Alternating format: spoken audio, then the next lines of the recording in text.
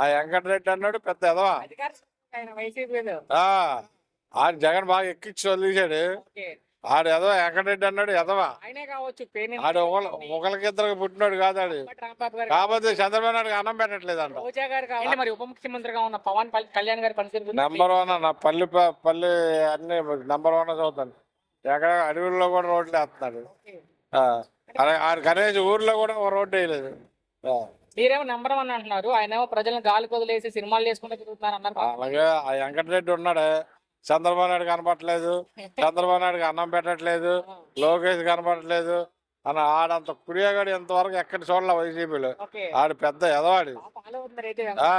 ఆ వెంకటరెడ్డి అన్నాడు పెద్ద ఎదవా.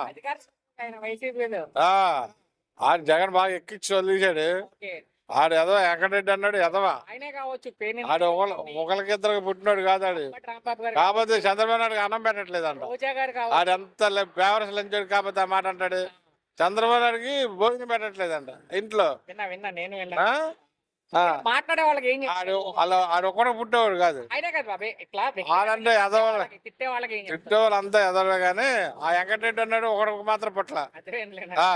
ఒకడికి మాత్రం పుట్టేవాడు కాదు. ఆడు పవన్ గారి పనితీరు మనం మాట్లాడే నెంబర్ 1 చెప్పాడు, చెప్పినట్టు చేస్తున్నాడు. డిప్యూటీ సీఎం అసలు ఆ డిప్యూటీ సీఎం అంటే ఇంతవరకు ఆ పేరే ఆలకించలేదు.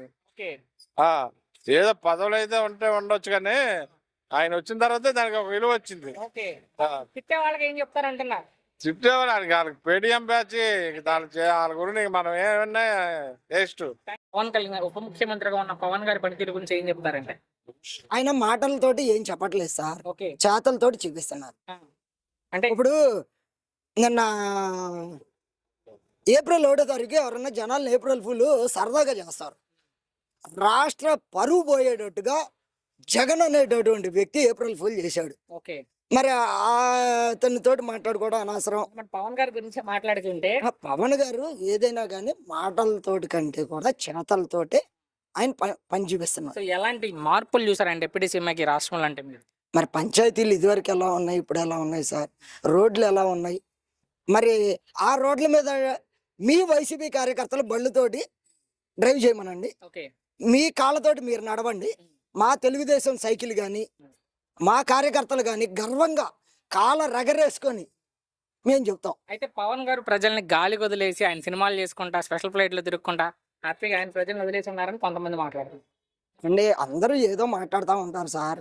రోజా ప్రపంచ పర్యటనకి వెళ్ళింది, అంబటి రాంబాబు గారు ప్రపంచ పర్యటనకి వెళ్ళారు. వాళ్ళ పర్సనల్ లైఫ్ వాళ్ళకు ఉంటుంది. పరిపాలన మీద దృష్టి పెట్టలేదు అనేటటువంటిది ఒక మీకు దొరికినటువంటి ఒక వంక. మీకేం కావాలి చెప్పండి? మీరు కళ్ళతోటి చూడండి, చెవులతోటి ఎన్నై కాదు, కళ్ళతోటి చూడండి. మరి పంచాయతీరాజ్ శాఖ మంత్రిగా ఉన్నారు, డిప్యూటీ సీఎంగా ఉన్నారు.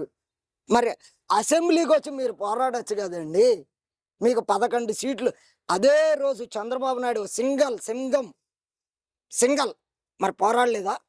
మీరు మిగతా వాళ్ళందరినీ బయటికి పంపించేసినా కానీ Chandrababu Naidu point to point మాట్లాడాడు.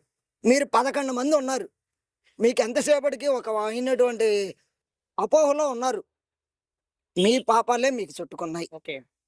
చివరిగా సార్, పవన్ కళ్యాణ్ గారిని వ్యక్తిగతంగా విమర్శించి అంటే పవన్ కళ్యాణ్ తిట్టే వాళ్ళకి ఏం చెప్పారు?